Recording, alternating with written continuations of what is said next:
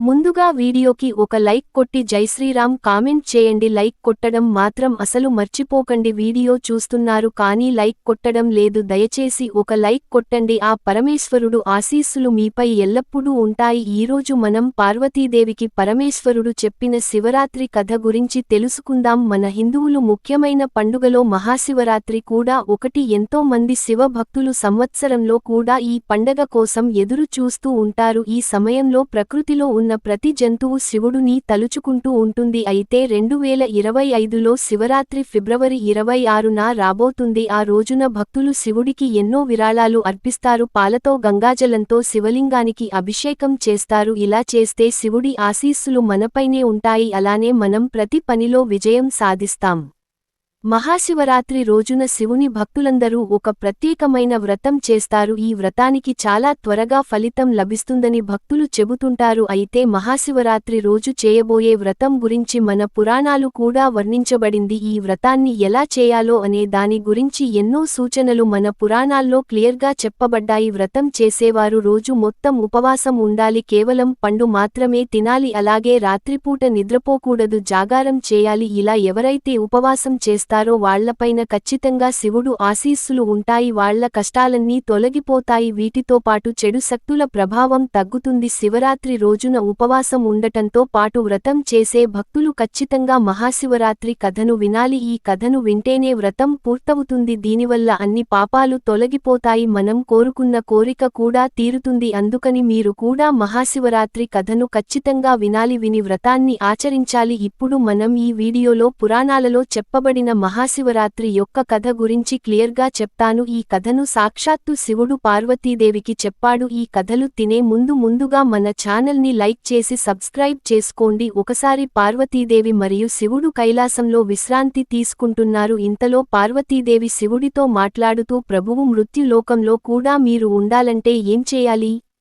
అలానే ఈ వ్రతం చేస్తే చనిపోయిన వారి పాపాలు తొలగిపోతాయా? ఏ వ్రతం చేస్తే మోక్షం ప్రార్థిస్తుందని ప్రశ్నించింది. మహాశివరాత్రి రోజు చేసే వ్రతం గురించి పరమేశ్వరుడు చెప్పాడు పార్వతికి. ఒకానొక సమయంలో మధ్యదేశంలో ఒక ఊరిలో చిత్రబానుడు అనే ఒక వేటగాడు ఉండేవాడు. అతను ప్రతిరోజు జంతువులను వేటాడి తన కుటుంబాన్ని పోషించుకునేవాడు. కాని అతను చాలా పేదవాడు. అందుకని అతను తన కూతురి పెళ్లి చేయడానికి ఒక వ్యాపారి దగ్గర అప్పు చేశాడు. కాని నిర్ణీత సమయంలో అతను అప్పుని తీర్చలేకపోయాడు. దాంతో వ్యాపారి వెంటనే చిత్రబాను దగ్గరికి వచ్చి అతను తీసుకెళ్లి ఒక చెరసాలలో బంధించాడు. ఆ రోజు శివరాత్రి కావటంతో పండితులందరూ శివపురాణంలో కొన్ని కథలను భక్తులుకి చెబుతున్నారు. ఈ కథలు చెరసాలలో కూర్చున్న చిత్రబానుడు కూడా వినిపించాయి. దీంతో అతను చాలా శ్రద్ధగా ఆ కథను విన్నాడు. సాయంత్రం పూట వ్యాపారి అప్పుడు తీర్చమని చిత్రబానుడిని అడగ్గానే, నేను రేపటికల్లా అప్పు మొత్తం తీర్చేస్తాను, దయచేసి నన్ను ఈ రోజు వదిలేయండి అని చెప్పారు. వ్యాపారి కూడా చిత్రబానుడు చెప్పిన మాటలను విని అతడిని వదిలేశారు. చిత్రబానుడు బయటకు రాగానే మళ్లీ వెంటనే వేటాడానికి వెళ్లిపోయాడు. ఎందుకంటే అతను జంతువులను వేటాడి వాటి యొక్క కొమ్ములను, దంతాలను, చర్మాన్ని, మాంసాన్ని అమ్మి డబ్బు సంపాదించి ఆ డబ్బుతోనే అతను వ్యాపారి దగ్గర తీసుకున్న అప్పును తీర్చేద్దాం అని అనుకున్నాడు. ఈ ఉద్దేశంతోనే అతను అడవికి వెళ్లాడు. జంతువులను వేటాడటం కోసం అడవి మొత్తం వెతుకుతూనే ఉన్నాడు. దీంతో అతనికి చాలా దాహం వేసింది. మరియ వైపు అతనికి ఆకలి కూడా వేస్తుంది. జంతువులను వెతుక్కుంటూ వెళ్లిన అతనికి అడవి మధ్యలో ఒక చెరువు కనిపించింది. అందులో నీళ్లు తాగి చిత్రబానుడు అక్కడున్న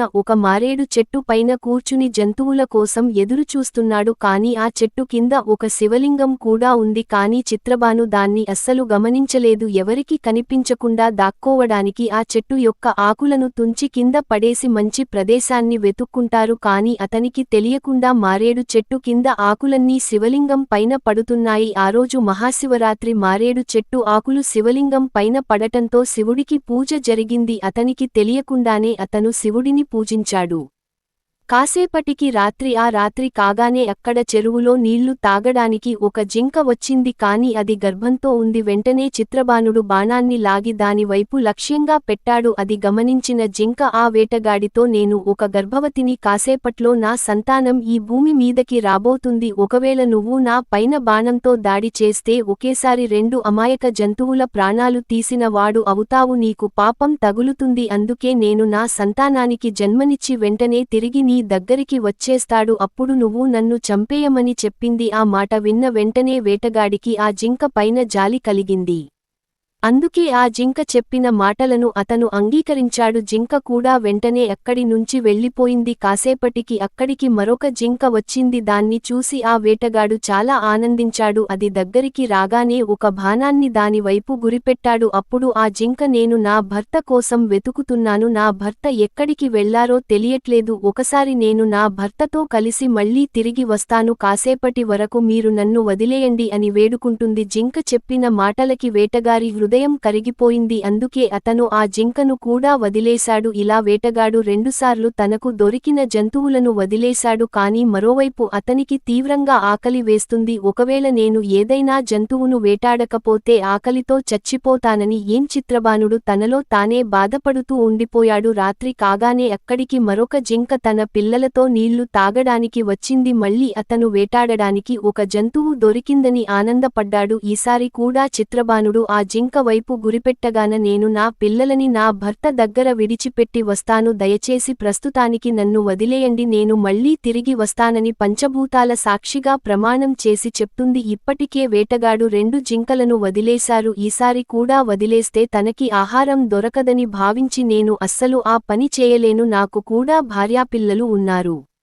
వాళ్ళు ఆకలితో బాధపడుతున్నారు, నేను నిన్ను విడిచిపెట్టలేనని చెబుతాడు వేటగాడు. ఇంతలో జింక మాట్లాడుతూ, నువ్వు ఏ విధంగా నీ భార్య పిల్లలు కోసం ఆలోచిస్తున్నావో నేను కూడా నా పిల్లల కోసం ఆలోచిస్తున్నాను, పిల్లల కోసమే నన్ను కాసేపటి వరకు వదిలేయమని చెబుతున్నాను, నన్ను నమ్మవు, నేను నా పిల్లలని నా భర్త దగ్గరే వదిలేసి వస్తాను అని చెప్పగానే వేటగాడు దయతో ఆ జింకను కూడా వదిలిపెట్టాడు. వేటగాడు వేటకు వచ్చి చాలా సమయం గడిచింది. అయినా కూడా అతనికి ఆహారం లభించలేదు. ఒక జంతువు కూడా కనిపించకపోవడంతో అతనికి ఏం చేయాలో తెలియక చెట్ల ఆకులను తీసి కింద పడేస్తున్నాడు. దీంతో అవి శివలింగం పైన పడుతున్నాయి. కాసేపు అయితే సూర్యోదయం కూడా కాబోతుంది. ఇంతలో అక్కడికి మరొక జింక వస్తుంది. ఈసారి మాత్రం ఆ వేటగాడు ఎలాగైనా జింకను వేటాడాలి అని నిర్ణయించుకున్నాడు. అతను చూసిన జింక, ఇప్పటివరకు ఇక్కడికి వచ్చిన 3 జింకలు నా భార్యలు, ఒకవేళ నువ్వు వాటిని చంపేసినట్లయితే ఆ దుఃఖంతో నేను బతకలేను, నన్ను కూడా చంపేయండి, ఒకవేళ నువ్వు వారిని వదిలి పెట్టినట్లయితే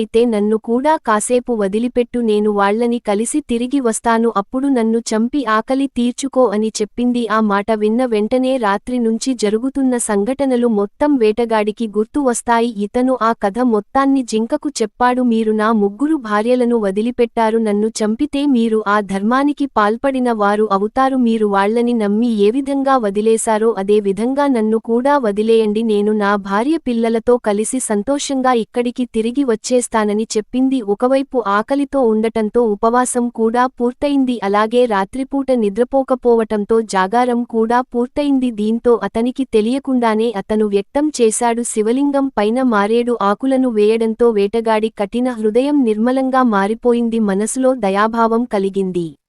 అతను ఇప్పటివరకు చేసిన పాపాలను గుర్తు తెచ్చుకొని చాలా బాధపడుతున్నాడు. కాసేపటికి అక్కడికి జింకలు అన్ని వచ్చాయి. అవన్నీ కూడా వేటగారి చేతిలో చనిపోవాలని ఉద్దేశంతోనే వచ్చాయి. జింకల మధ్య ఉన్న ఈ ప్రేమని మరియు మాట మీద నిలబడే స్వభావాన్ని చూసి వేటగాడికి జ్ఞానోదయం అయింది. దీంతో అతని కళ్ల నుంచి కన్నీళ్లు బయటకు వచ్చాయి. జింకలను చంపకుండా మనసులో నుంచి హింస భావాన్ని తీసేసి అతను వాటిని వదిలేశాడు. మరోవైపు దేవలోకము నుంచి దేవతలు కూడా ఈ సంఘటనని చూస్తూ ఉన్నారు.